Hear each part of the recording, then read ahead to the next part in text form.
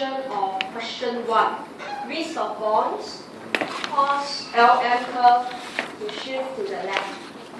Okay, so I'll show you the wrong approach first. Okay.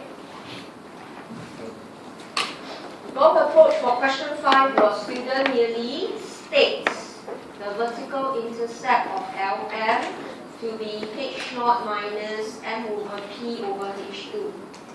We merely state, alright, and say therefore the vertical intercept did not contain risk. Therefore, LM did not shift. They do that. So look at it again. This wrong approach is similar to the wrong approach in question 3. Right? That you take a lot of shortcuts. You keep thinking 5 marks, true, false question. I hurriedly do it, which is wrong. Don't do and don't commit this kind of mistakes. There was a particular year, almost 4 years ago. Right? The student after the exam, she texts me. You're supposed to do 8 out of 10 short questions. She texts me and says, Miss Claire, do you know I can do all the 10 questions? And I can even have time to choose which one I don't want to do. And that is very shocking, because nobody can do that. Even the examiner commented to finish 8 questions, it's very difficult. And she told me she can do all 10 and she can cancel 2. Right? And of course, eventually, you know, she'll see me the next year. Right? Why? Because I believe she do this kind of answer. Alright, she don't actually analyze. She only look at the last part of the question and then she just whack the last part. She don't care about concept, about skills. Right? And she feels that, well, there was concept. To her, this is called concept. But this is not. Alright, this is only a mathematical indication of the slope. So don't ever commit this kind of mistake. Don't say my slope says so, my intercept says so. Your slope and intercept is meant to guide you. They are not meant to be the final answer to the question. Okay? Right? So have I done question 5? No? No? Okay, so let's look at question 5. Right? So the question now is on LM curve shifting. Okay? Now, this question you have to use graphical approach. So in other words, you've got to draw 2 diagrams. On the left is the money market. Okay, on the right is the LM curve.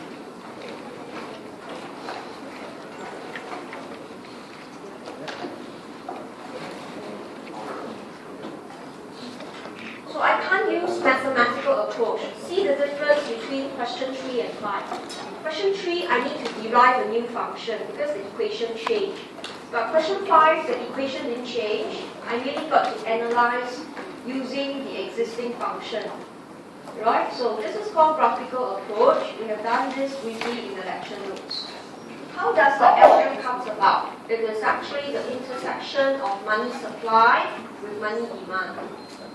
At point A, interest rate I1, we bring it across.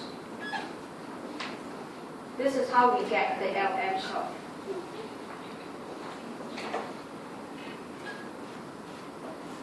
Right? Okay, so this is called graphical approach where you map up. This graphical approach is exactly mathematical. Okay, let me flag and show you. Look at point A. Point A is exactly this equation. Money supply equals money. So graphically, we just bring the point across. Okay, so some students, they prefer to do graphical approach, but you must know, right, not all graphical approach are relevant to the question. So for question 5, we can. Right, so we want to discuss risk goes up. So you will sell bonds. Right? Risk of bonds holding increase. You rather sell away the bonds. And in this case, money demand increase at the given income and interest rate. Right? So in other words, the money demand curve shifts right. Because H0 went up. So if you're not familiar, look at your money demand function. H0 plus H1y minus H2i.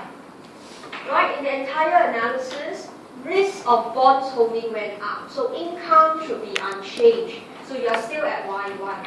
Interest right? But you sell away your bonds, you hold money, so that can only be H naught.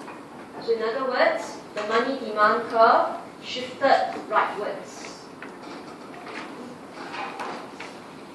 We go to point A prime. So that was short run. Okay, we choose to hold more money, right, to evade the risk, and in doing so, it shifts the money demand. But it's clear that at point A prime, money demand now exceeded money supply. Right, there's a gap between them. So too much liquidity in our hands, right, and therefore banks, or we say financial institutions, will increase interest rates. Okay, so there will be a pressure for interest rates to go up, but there must be an assumption. You must assume that the increase in interest rate can at least cover the risk. Right? Risk is there, but if you want to convince people to buy your bonds again, you must offer them an interest rate that can cover the risk. Right? And if interest rate can cover the risk, then we know individuals will buy the FA, and therefore money demand will go down until point B. Okay, so once you're ready, you can put in your point B on your diagram. So that will be here, right? We'll start to buy FA. Our money demand go leftwards until point B. Interest rates I2. So you bring the interest rate across, but income didn't change. So in this case, right, we will clearly illustrate the LM curve has shifted left. Okay, so money demand dropped until point B, that's what we saw.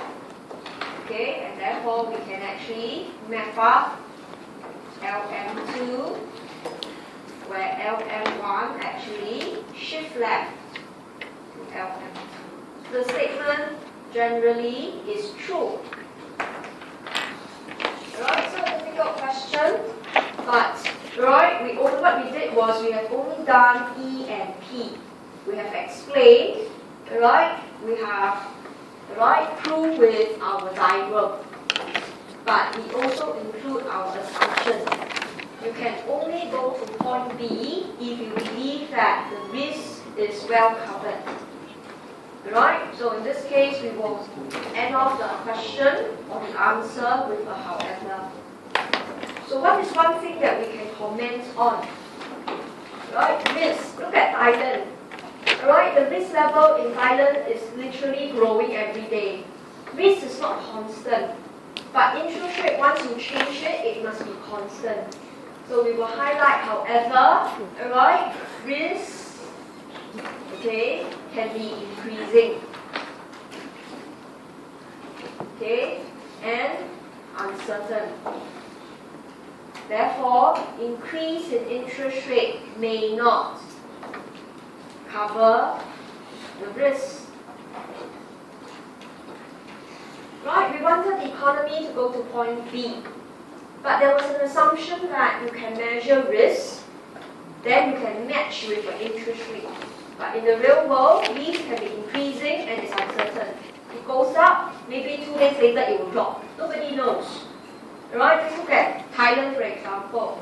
We thought that, hey, right, the political turmoil will be like the one in 3-4 years ago. Nobody expected it to be looming, nobody expected to have a deafening effect.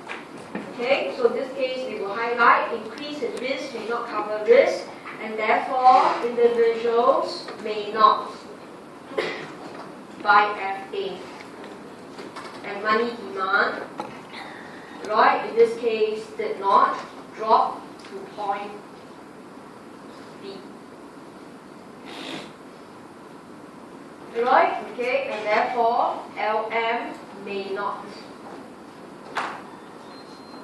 shift to LM2. So this is how we critique our answer. We don't want to write something that is so argumentative. We only want to zoom in into the assumptions that we make, right? And highlight that risk, right, is about the feeling, it's about perspective. You can't measure accurately. And therefore the interest rates cannot cover. You don't buy the FA, right? If you don't buy the FA, you don't know where you are. You could be anywhere along A prime to B. You may be even at A prime. So we don't want to be too specific. We just say money demand will not drop to B. And therefore, LM1 will not shift to LM2. Right? So when we want to critique our answer, we're not supposed to critique where exactly it should be. We just want to highlight the possibility that this answer has limitations. Right? The answer was true because it goes from LM1 to LM2. But will you definitely go to LM2? The answer is, it depends on whether it can cover risk, right? Where interest rate may cover or may not cover risk. Okay? So in this case, this is question 5, and you can see you need to do graphical approach. Mathematical approach doesn't work. You cannot state the H0 goes up, okay, vertical intercept increase, LM shift up. You can't. You definitely have to do graphical approach because the graphical approach explains the adjustment to give you the equilibrium. And if the adjustment don't take place, you don't have point B. Okay, right? So this is a very popular exam question that likes to talk about risk, right? Which is not captured in the function at all, but it's reflected in our behavior. That if risk goes up, we hold the money, that's H0. Okay, so that was question 5. So if you look through question 1 and 5, they were exactly the same. Question 1 was risk of bonds, money demand goes up. Now question 5 is risk of bonds, LM shift. Right, but the one on question 1 merely ended on the money market diagram, whereas the one in question 5, you need to have an accompanied LM curve. Okay, so that was question 5. Now let's look at question 6. Another popular question on LM curves.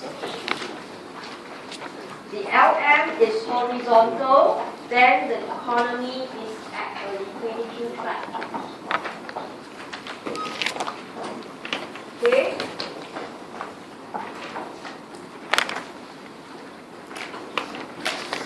Okay, so we do a quick recall. LM horizontal means slope is 0. Right? And this implies H2 is infinite. So there are actually 2 possible causes. H2 is infinite, right? Okay, so that tells us interest rate is fixed at all levels of income.